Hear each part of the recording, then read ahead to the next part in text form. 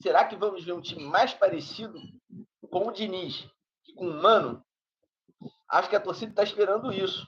Ficamos mal acostumados. Mas, assim, eu acho que a gente tem que ficar mal acostumado mesmo, o Rodrigo. Que a gente tem que exigir sempre o melhor. Agora, o Renato deu entrevista, né? Já várias entrevistas. Hoje ele falou sobre esse tema de uma forma um pouco menos polêmica, né, que o normal, um pouco menos sacana, né, que o normal. Ele falou que essa coisa de trocar muito a bola na defesa, não. Que ele vai orientar a defesa, goleiro, que hoje o goleiro participa do jogo com os pés.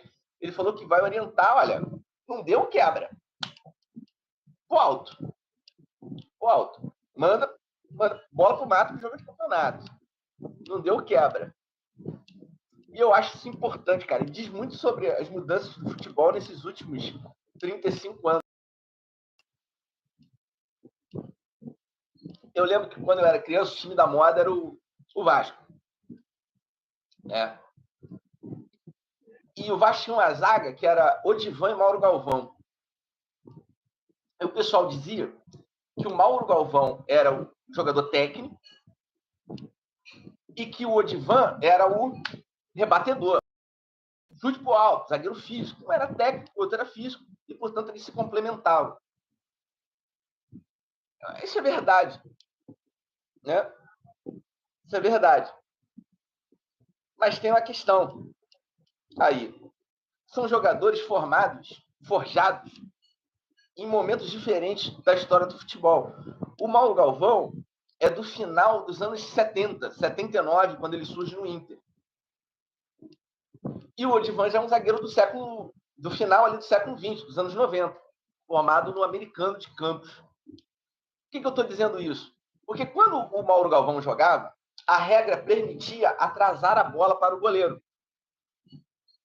Então, os zagueiros daquela época, se você pegar o Edinho, que é de meados dos anos 70, o Mauro Galvão, que é do final dos anos 70, o Ricardo Gomes, que é de meados dos anos 80, eles tinham esse trato, porque eles poderiam dominar a bola e atrasar para o goleiro, e o goleiro podia pegar com a mão. Essa regra mudou no início dos anos 90, depois da Eurocopa de 92, com aquela vitória da Dinamarca, usando e abusando dessa regra, para conter o jogo, conter os adversários. Então, você desenvolvia mais habilidades técnicas. A época do Odivan já é uma regra diferente.